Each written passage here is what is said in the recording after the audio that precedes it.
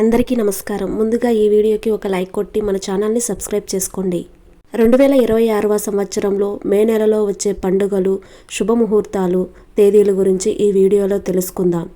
అయితే ఈ మే నెలలో అధిక మాసం ఏర్పడుతుంది.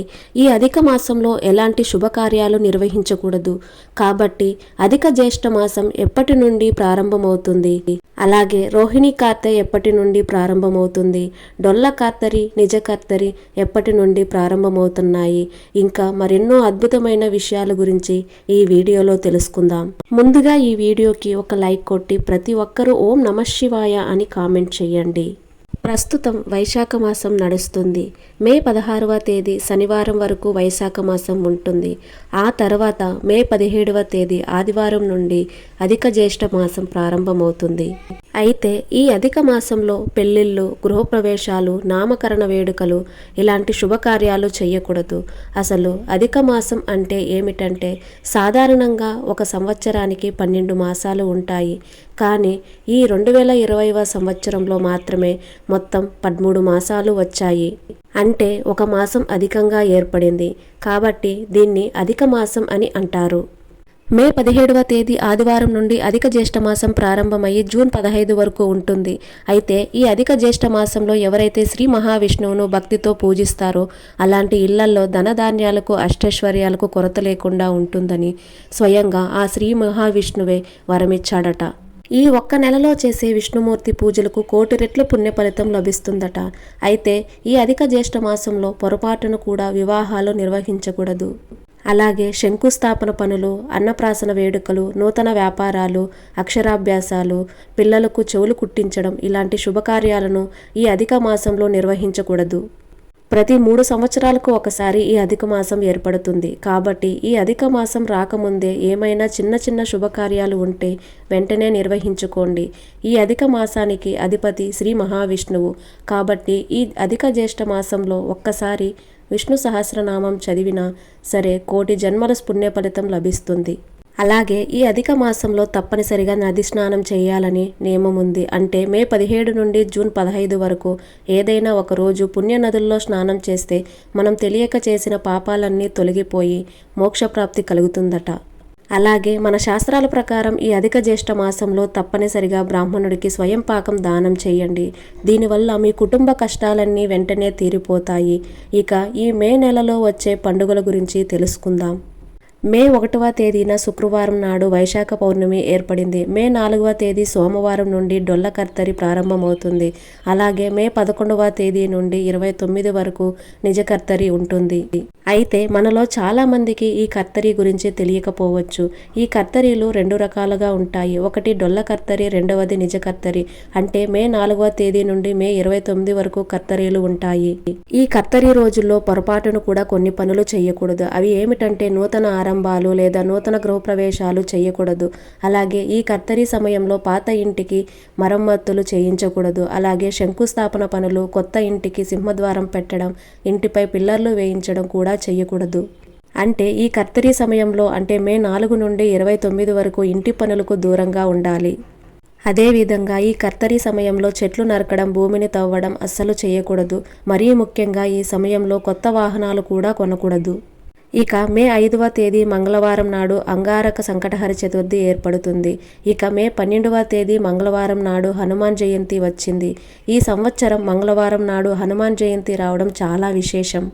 అలాగే మే 13 బుధవారం నాడు ఏకాదశి ఏర్పడింది. ఇక మే 16 శనివారం నాడు అమావాస్య ఏర్పడుతుంది. ఈ రోజుతో వైశాఖ మాసం ముగుస్తుంది. ఇక మే 25వ తేదీ సోమవారం నుండి రోహిణీ కార్తె ప్రారంభం అవుతుంది. మే 31 ఆదివారం పౌర్ణమి ఏర్పడుతుంది.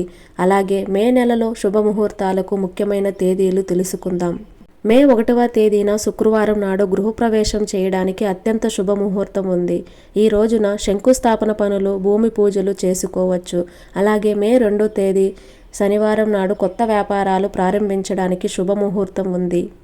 మే 3వ తేదీ ఆదివారం నాడు ఎలాంటి శుభకార్యాలైనా చేసుకోవచ్చు.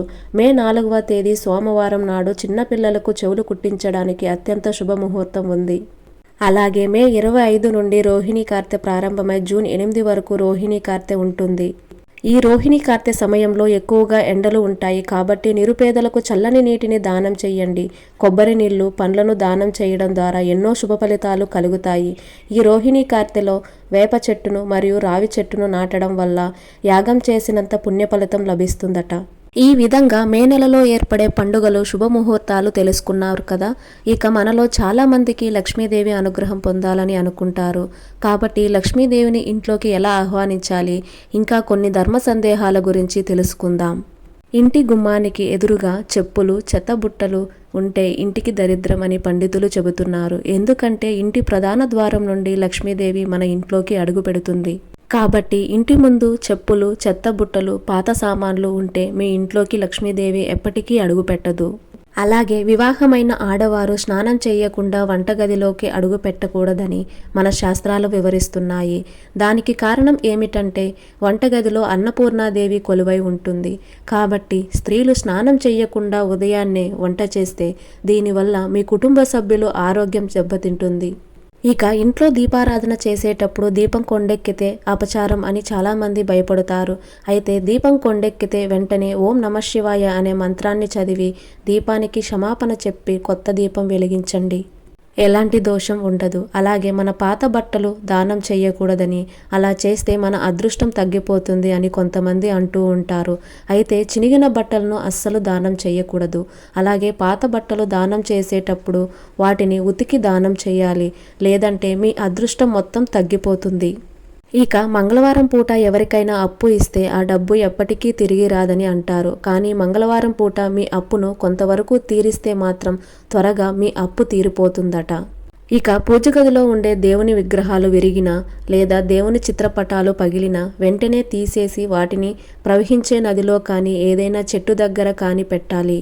ఇక పవిత్రమైన తులసి కోట ఎండిపోతే చాలామంది భయపడిపోతారు. పూజించే తులసమ్మ ఎండిపోతే మీ ఇంటిపై నరదృష్టి ఎక్కువగా ఉందని, అలాగే మీ ఇంటికి ఆర్థిక నష్టాలు రాబోతున్నాయని సంకేతం.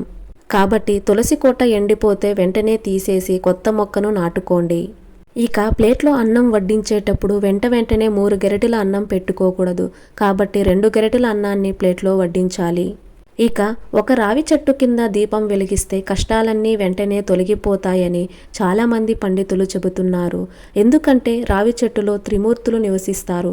కాబట్టి ప్రతి శనివారం రావి చెట్టు కింద దీపం వెలిగించి రావి చెట్టు ప్రదక్షిణాలు చేస్తే శని దోషాలన్నీ తొలగిపోయి జాతకంలో అదృష్టం పెరుగుతుంది.